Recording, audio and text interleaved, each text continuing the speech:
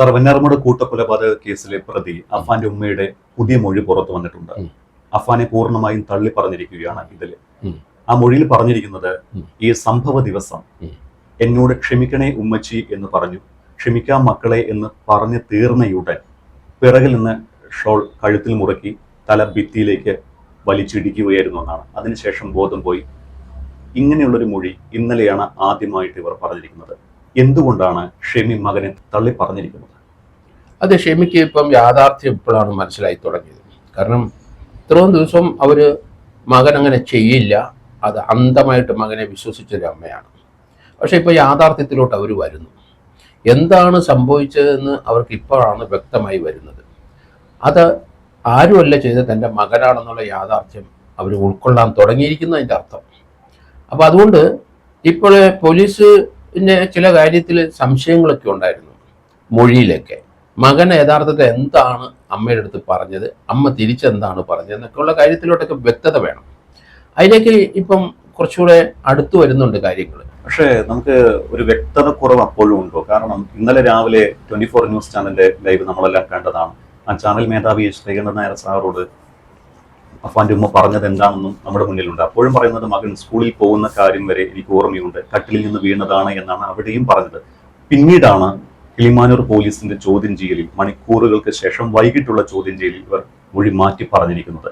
അപ്പോൾ എന്തായിരിക്കും സംഭവിക്കുക? പെട്ടെന്നൊരു മൊഴിമാറ്റം എന്തുകൊണ്ട് സംഭവിച്ചിട്ടുണ്ടാകും?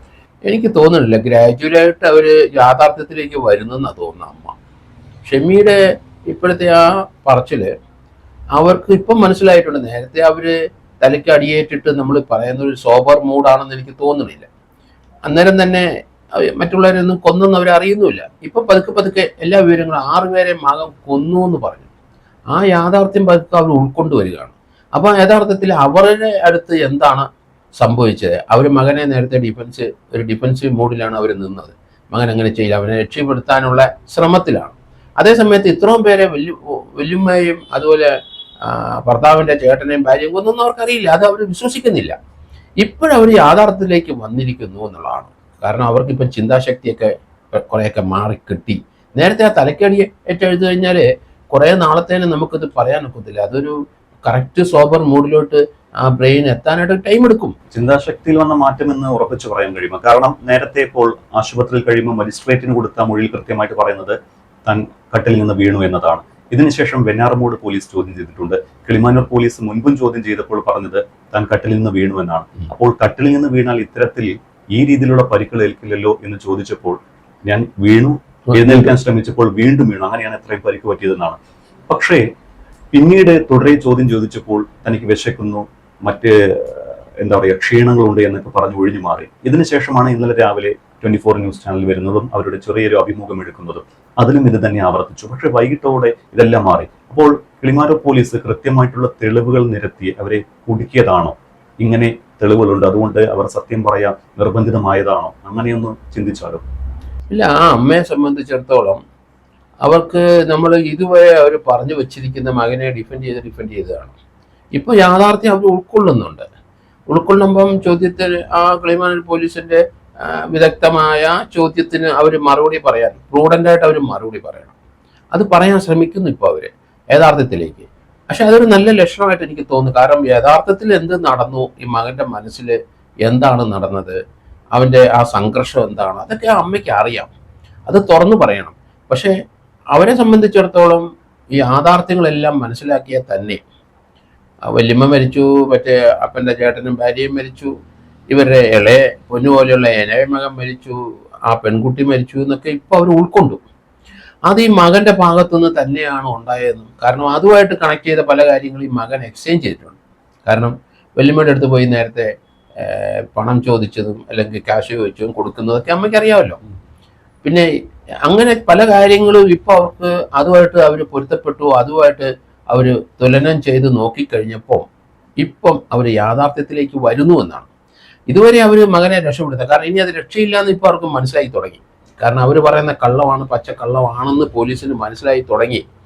അങ്ങനെ കാഷ്വലായിട്ട്, കാരണം ഇന്നുവരെ അവർ പോലീസിനെ കണ്ടിട്ടില്ല, ഇന്നുവരെ പോലീസിൻ്റെ ഒരു ക്വസ്റ്റ്യനിങ് അവർ ഫേസ് ചെയ്തിട്ടില്ല. അങ്ങനത്തെ ഒരു അവർ അധികം പേരുമായിട്ട് വലിയ കോണ്ടാക്റ്റും ഇല്ല. നമ്മൾ അങ്ങനെ സാറ് പറയുമ്പോഴും പോലീസുകാരുടെ കാര്യം മാറ്റി നിർത്തിയാലും സ്വന്തം ഭർത്താവിന്റെ കാര്യമുണ്ട്. ഭർത്താവിനോട് പോലും ഇങ്ങനെ പറഞ്ഞിട്ടില്ല കടമുള്ള കാര്യമോ. ഭർത്താവിനോട് പറഞ്ഞ എന്താണ്, കട്ടിൽ നിന്ന് വീണതാണ് എന്നാണ്. അപ്പോൾ അതൊക്കെ മറച്ചു വെച്ച് നമുക്ക് ഏറ്റവും അടുത്ത് ഇടപഴകാൻ പറ്റിയ ഒരാളോടാണല്ലോ ശരിക്കും മനസ്സോർന്ന് പറയുക.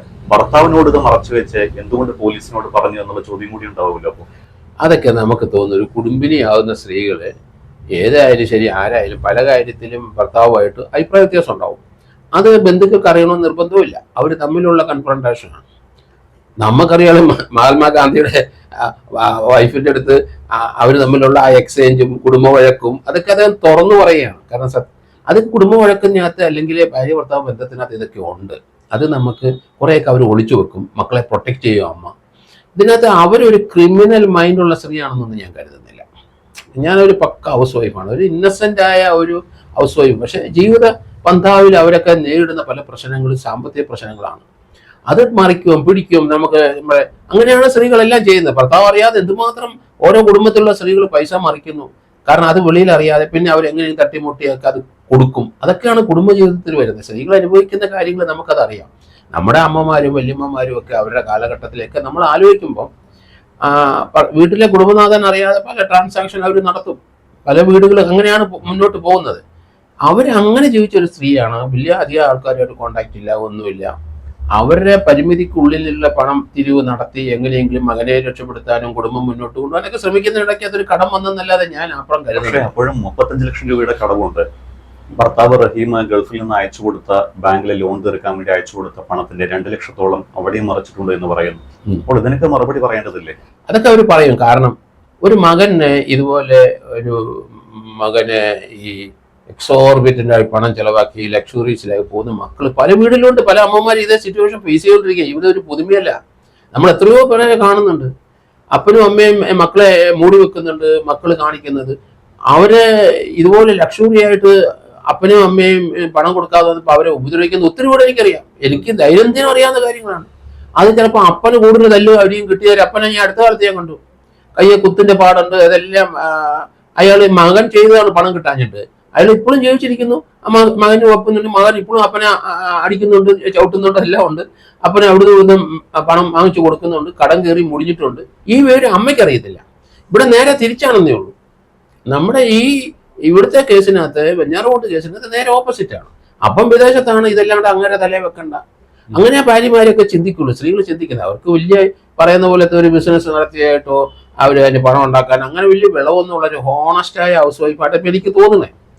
ഇതൊക്കെ നമ്മൾ യാഥാർത്ഥ്യത്തിലോട്ട് പോകുമ്പം ഈ പയ്യൻ എങ്ങനെയത് അത് മാത്രമല്ല എനിക്ക് പ്രശ്നം. ആരെങ്കിലും ബാക്കിയുള്ള കാര്യങ്ങളൊക്കെ ഇന്നസെന്റ് ആയ ഒരു കുടുംബത്തിലുണ്ടായ സംഭവങ്ങൾ തന്നെയാണ് ഞാൻ കരുതുന്നത്. പക്ഷെ അതില് മൊഴിയിൽ മറ്റൊരു കാര്യം പറയുന്നത് ഇവര് ആത്മഹത്യ ചെയ്യാൻ ശ്രമിച്ചിരുന്നു. ഒപ്പം തന്നെ ഇളയ മകൻ, മരിച്ച മകനെ കൊണ്ട് യൂട്യൂബിലും ഗൂഗിളിലും ഈ ആത്മഹത്യയെ കുറിച്ച് സെർച്ചൊക്കെ നടത്തിയിട്ടുണ്ട് എന്നുള്ള മൊഴിയും കൂടിയുണ്ട്. അപ്പോൾ മൊത്തത്തിൽ അങ്ങോട്ട് പൊരുത്തപ്പെടാതെ വരുന്നില്ലേ? അതന്നെ നിവൃത്തിയില്ല. ചിലപ്പം അവരും ഇളയ കൊച്ചിനോട് സ്നേഹം കൊണ്ട് ഇളയ കൊച്ചു അവരോടെ ആയിരിക്കും ആത്മഹത്യ ചെയ്യുന്നത്. ഇവൻ പിടിക്കുന്നിടത്ത് നിൽക്കത്തില്ലെങ്കിൽ അങ്ങനെ ചെയ്യുന്ന എത്രയോ വീടുകൾ നമ്മൾ കണ്ടിരിക്കുന്നു. എത്രയോ സംഭവം നമ്മൾ ദൈനംദിനം കണ്ടുകൊണ്ടിരിക്കുക. അതുകൊണ്ട് അതിനൊന്നും അവരെ പരസ്പരം കടം കയറി എന്ന് വിചാരിച്ച് കുറ്റപ്പെടുത്തുന്നതിനോട് എനിക്ക് യോജിക്കാൻ പറ്റില്ല. അത് അമ്മമാര് ചിലപ്പം ഇവരിപ്പോൾ 65 ലക്ഷം രൂപ നമുക്ക് കൃത്യതയില്ല. ഹസ്ബൻഡ് അറിയാതെ ഒത്തിരി കടങ്ങൾ പല സ്ത്രീകളും പല കുടുംബത്തിലും ഇപ്പോഴും പണം വാങ്ങിച്ചും കൊടുത്തും ചുറ്റി നടത്തി അങ്ങോട്ട് പോയി പണം വെട്ടിച്ചു ആഭരണങ്ങൾ വല്ലവരെയും വാങ്ങിച്ച് എത്ര പേരെ എനിക്കറിയാം.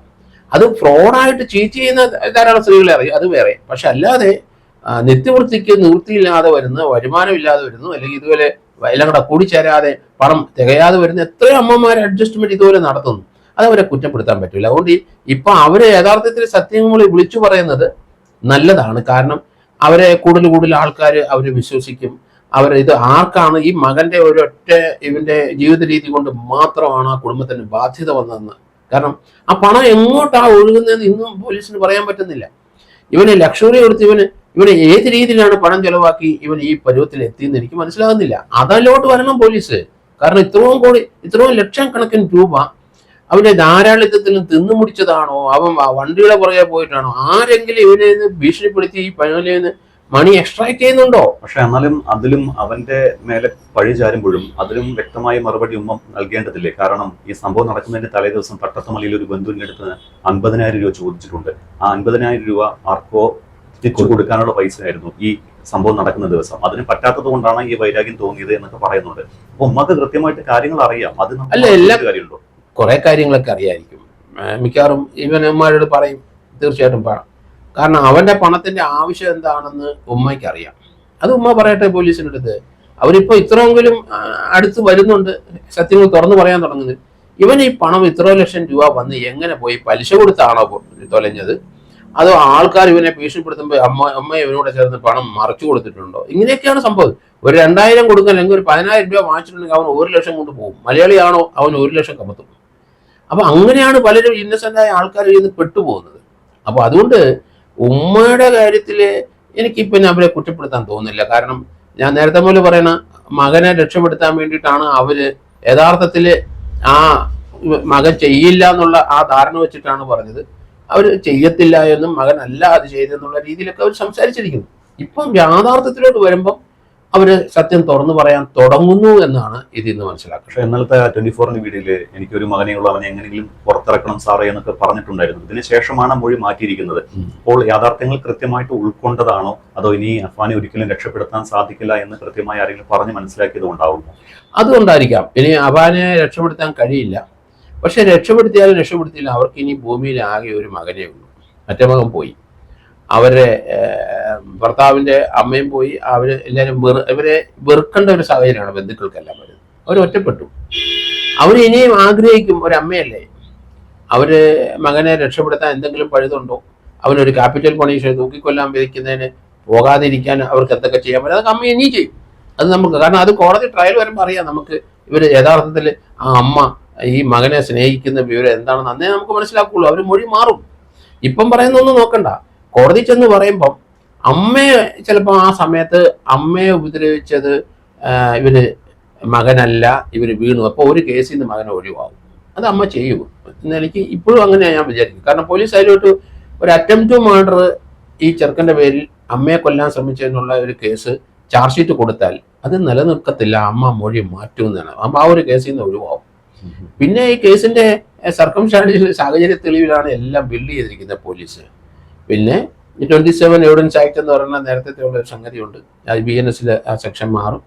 അപ്പോൾ അതനുസരിച്ച് അവിടുന്ന് വല്യമ്മയെ കൊന്ന് എടുത്ത മാല അതിപ്പോൾ റെക്കോർഡ് ചെയ്തിട്ടുണ്ട്. അത് ഐഡന്റിഫൈ ചെയ്ത് കഴിഞ്ഞാൽ ഇനി അതിന് വേറെ സാക്ഷി വേണ്ട. അത് കൃത്യമാണ്. അപ്പോൾ ആ ഒരു ക്യാപിറ്റൽ പണിഷ്മെന്റ് അല്ലെങ്കിൽ ലൈഫ് ഇംപ്രിസൺമെന്റ് ഉറപ്പായി അതിന്. പിന്നെ ഈ അപ്പൻ്റെ ചേട്ടൻ്റെയും അവരുടെ ഭാര്യയുടെയും ആ കേസ്, അതിന് എന്തൊരു എവിഡൻസ് വരെ അവിടെ നിന്ന് എന്തെങ്കിലും എടുത്തിട്ടുണ്ടോ നമുക്കറിയത്തില്ല. അവിടുന്ന് ഗോൾഡോ ക്യാഷോ എന്തെങ്കിലും എടുത്തിട്ടുണ്ടോ, ഉണ്ടെങ്കിൽ എടുത്തിട്ടുണ്ടെങ്കിൽ അത് ലത്തീഫിന്റെ മൊബൈൽ ഫോണും കാറിന്റെ കീയും മാത്രം കൊണ്ടുപോയത് ദൂരെ ഒരു 50 മീറ്റർ അത് എടുത്തല്ലോ, അത് തിരിച്ചു കിട്ടി. അപ്പൊ അതൊന്നും ഈ ഒരു കേസിനകത്തും ഈ വിറ്റ്നസ് ഇല്ല. കൃത്യം കണ്ടതിന് ഒരു കേസിനകത്തും വിറ്റ്നസ് ഇല്ല. പിന്നെ ഈ എവിഡൻസ് ആക്ട് നിയമം അനുസരിച്ച് 27 എവിഡൻസ് ആക്ട് മറ്റേതൊക്കെ അങ്ങനെയൊക്കെ അത് ചില റിക്കവറികൾ ആ പ്രതിയല്ലാതെ വേറൊരാൾക്കും ഭൂമിയിൽ ആ റിക്കവർ ചെയ്ത സാധനം തരാൻ ഒക്കാത്ത ഒരു സാഹചര്യത്തിലാണ് 27 എവിഡൻസ് ആക്ട് നിൽക്കുന്നത്. അങ്ങനെയാണ് അത് ആ മരിച്ച ആളുടെ വീട്ടിൽ നിന്ന് മരിച്ചു കഴിഞ്ഞാണ് എടുത്തതെന്ന് സ്ഥാപിച്ചു കഴിഞ്ഞാൽ മതി. അല്ലാതെ വേറെ ഇവന്റെ മൊഴിക്ക്, പോലീസിൽ കൊടുത്ത മൊഴിക്കും ഒന്നും ഒരു വിലയില്ല. കോടതിയിൽ പോയി കുറ്റം സംബന്ധിച്ച് കൊടുത്തു കഴിഞ്ഞാൽ വളരെ എളുപ്പമുണ്ട്, ട്രയൽ പെട്ടെന്ന് തരും. എന്തായാലും കൺഫ്യൂസ് ചെയ്യുമായിരിക്കാം. പക്ഷേ നമ്മൾ നേരത്തെ പറഞ്ഞ എല്ലാവരും തീർച്ചയായിട്ടും ലൈഫ് ഇംപ്രസ്മെന്റിലേക്ക് പോകുള്ളൂ എന്നാണ്. ടെൻഡർ ഏജാണ്, കോടതി അത് പരിഗണിക്കാതിരിക്കാൻ ഒക്കുള്ളൂ. 21 വയസ്സേ ഉള്ളൂ ചെറുക്കൻ. 5 പേരെ കൊന്ന് 50 പേരെ കൊന്നാലും ശരി. ധാരാളം കേസുകൾ അങ്ങനെ ഇപ്പം ബോംബെയിലും മഹാരാഷ്ട്രയിലൊക്കെ കുറേ കേസുകൾ ഇപ്പോൾ സിലബസ് കേസുകളുണ്ട്. അതിനകത്ത് ഒരു വീട്ടിലെ ഭർത്താവ് ഭാര്യയെയും 4 മക്കളെയും കൊന്നു. അത്ര ബ്രൂട്ടലായിട്ട് കൊന്നിട്ടുണ്ട്. അത് റീസെന്റ് കേസുകളാണ് മഹാരാഷ്ട്രയിൽ. അതിനകത്ത് ലൈഫ് ഇംപ്രസ്മെന്റേ കൊടുത്തില്ല. അയാൾക്ക് ഭർത്താവാണ്, 10, 36, 40 വയസ്സുണ്ട്, ചെയ്തില്ല. അത് നമ്മൾ ഇന്ത്യയുടെ ഇപ്പൊ തിങ്കിങ് അങ്ങനെയാണ്. നമ്മൾ മനുഷ്യജീവൻ എടുക്കാനായിട്ട് കോടതി കൂട്ടുനിൽക്കില്ല എന്നുള്ള രീതിയിലാണ് അതുകൊണ്ടാണ് ഞാൻ പറയുന്നത്. അതുകൊണ്ട് ഇത് ഇംപ്രസ്മെന്റ്, ലൈഫ് ഇംപ്രസ്മെന്റേ വരുള്ളൂ. 5 ലൈഫ് ഇംപ്രസ്മെന്റ് വരും. അത് കൺകറന്റ് ആയിട്ടാണ് അനുഭവിച്ചാൽ മതിയെന്നെങ്ങാനും വന്നു പോയിട്ടുണ്ട്. ഒരു 15-20 വർഷം കഴിഞ്ഞ് ചെറുക്കം വരും. 10-45 വയസ്സാകുമ്പോൾ തിരിച്ചു വരും എന്നാണ് ഞാൻ കരുതുന്നത്.